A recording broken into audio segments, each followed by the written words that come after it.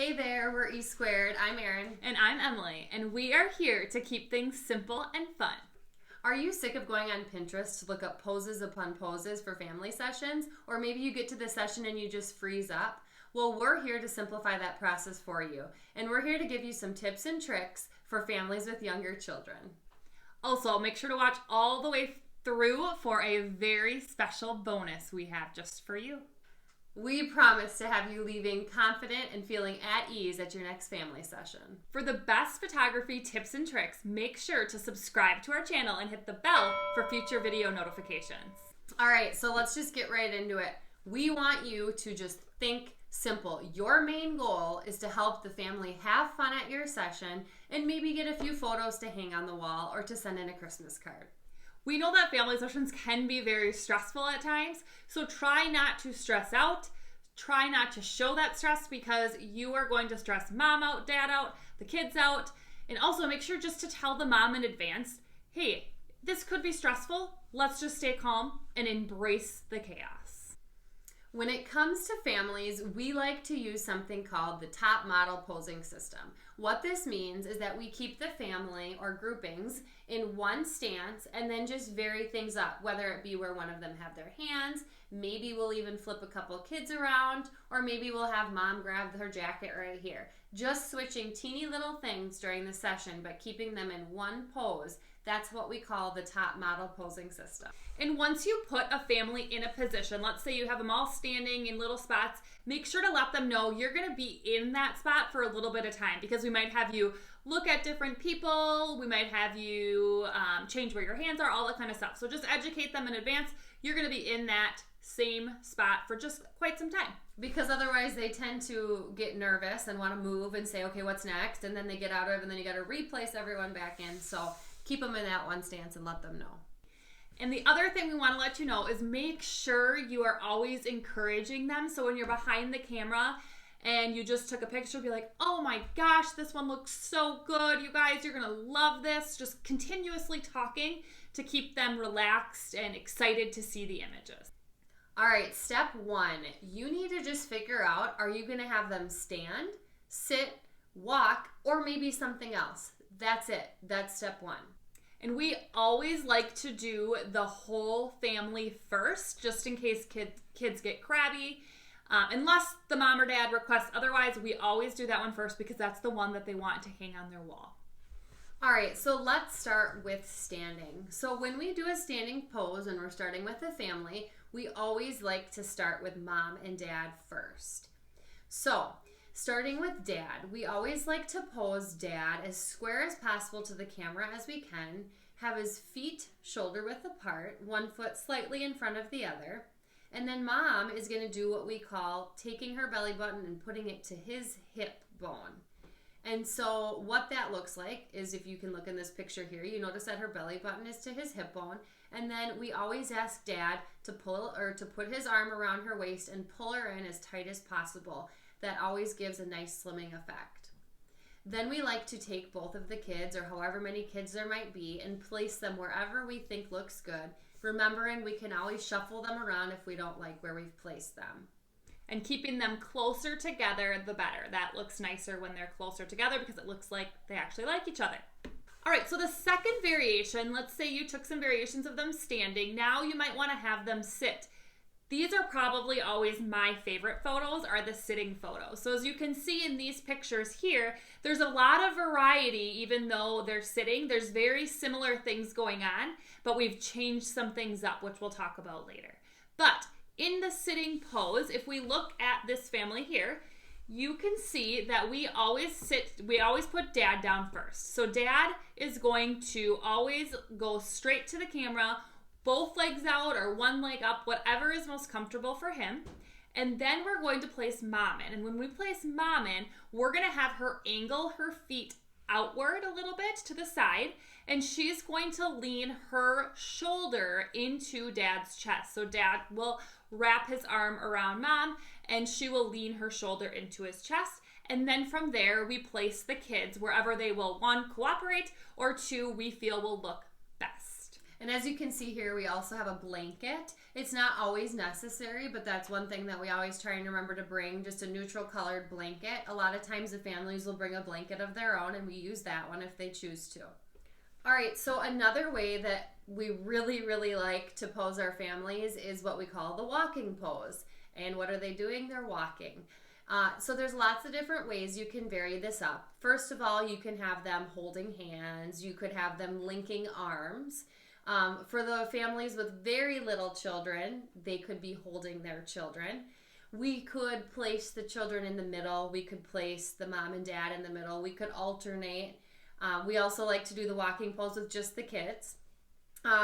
When they are walking, we tell them always to walk really slow, and we make sure we model that for them at what pace so that our cameras can keep up. Then we have them smile at us while they're walking, and then we have them look at each other and look away and just kind of look a little bit more casual. One thing that we want to remind you is you, again, here have them in one pose, but you're varying it up in so many ways, and this is our top model posing system. One of the most important things when it comes to families is you really always want to find a place for their hands. So with walking, that's obviously easy because they're holding hands. The people on the outside have a hand free, which means they could grab their hair or they could grab their dress. But going back to our standing and sitting poses, we always want hands placed somewhere, whether it's touching the leg of somebody next to you or the arm of somebody next to you, because if they are touching each other, they look like a close-knit family, and that's what they're going to want to see in their images in the end. All right, so the other way you can pose, you've got standing, you've got sitting, you've got walking. Now, you'd probably be fine with just those, but if you want to go further, you can think of some other things. Don't complicate it, don't stress about it, but some other things you could do if you see in these pictures here. The one in the upper left there with the little girl in the yellow, she is doing what we call like the airplane. So they're pretending like she's flying back and forth and moving her back and forth. That's always really cute. The group of girls to the right of that, they're doing Ring Around the Rosie. That is also extremely cute with the whole family doing Ring Around the Rosie. That can make for some cute pictures. The girls at the bottom there, they're tickling each other. So you can also do this with a group of with the whole family. Have them tickle somebody in the picture. Mom and dad tickle the kids. It's really cute. Especially remembering some of these ideas, especially the airplane and the tickling, are really good if you're having a child that's not being very cooperative and you just need to get a little smile out of them. And then the last picture there, the dad is twirling the little girl. So that's another way. There's lots of different variations. I would not go into the session with like 5 or 6 of them. I would pick maybe 2 that you want to try and go for it. But if you don't get to them, not a big deal. All right, so what we want you guys to do right now is we want you to comment below with your biggest success that you've had photographing a family. All right, so just to review really quick, we have placed your family in their base stance, whether it be standing, sitting, walking, or something else, and then it's time to vary it up. So you should think of 2 to 3 different ways that you can vary up those positions, whether it be you're switching around the people in the positions, you're switching where they're putting their hands or where they're looking or what they're doing with their faces. That's up to you and how they're cooperating. So another thing is then if you're going to move to a new location, whether you're driving, which isn't always best with little kids, but maybe you're going just walking down the road or whatever it might be, repeat all of those same poses. They won't care. They don't care at all. It's actually easier for them if you're repeating the poses because they've already done them once. So no need to stress about 10 new poses because now you've moved to somewhere new. And also don't forget that you can do different combinations, not just the whole family together, but you can split it up. So you can do the siblings together, siblings individually, mom and dad are always, it's always nice to have a cute picture of them because they don't get those often. Mom with the kids, dad with the kids, however, whatever they want, just make sure to ask them what they want and try to get a variety of pictures for them. And again, we typically hold these until the end of the session. And you can do those again in both locations. You could vary those poses up as well. But remember that you can also have all of those different combinations. All right, so photographing families with young children. Here are some things that when we can, we always do. So we always have patience. You have to have patience with families with young children. When we can, We always remind mom and dad to bring a snack, a toy, music, anything that might be of interest for that kid that we can use to help make them smile. So for example, in this picture, we had just told Gracie that she can have a gummy, and she sprinted towards the camera.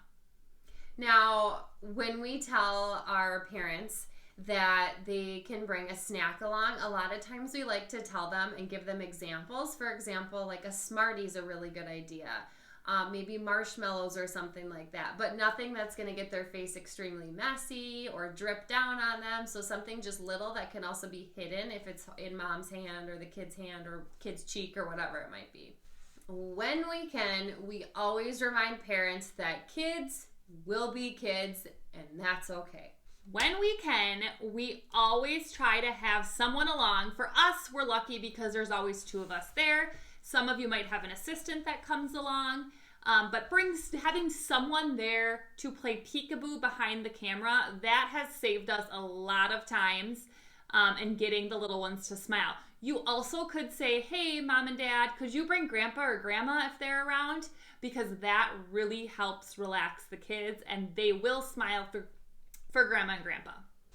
When we can, we always get down to the kids' level. So we squat down and get eye level to the kids right away as soon as they get out of the car and start talking to them. And also with this, we like to do this because when we're taking the pictures, it's a lot better angle shooting straight at the kid at their level than shooting down at them. When we can, we always take pictures of the kids being kids, because these pictures might be the funniest pictures. Parents might keep these ones forever. So always just snap pictures, even if they're being crazy and silly, just like Gus here. All right, let's recap really quick here. So you're going to 1, determine the position. 2, pick 2 to 3 variations. Don't complicate it.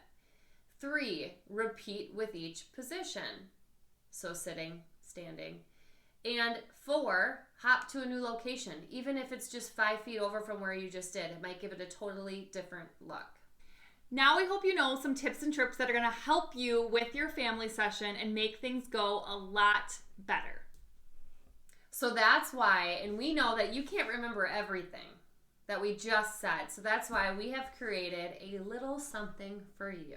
So we have created a planning guide, little worksheet that you can fill out, so then you can bring that with you to the session and just check things off as you go and feel comfortable and at ease when doing your family photos. So all you need to do is you need to click the link in the comment section below, and it will be sent right to you.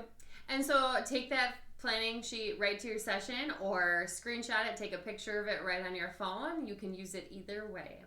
So what was one tip that we went over today that will make posing families with younger children easier for you? Okay, so make sure to click the link below to download your free planning worksheet. And if you like this video, make sure to subscribe to our channel, like the video, and share it with a friend so we can make more videos just like this one. Make sure to check us out on Instagram, Facebook, or our blog for more inspiration of family photography. Make sure to watch our next video, and we will see you next time.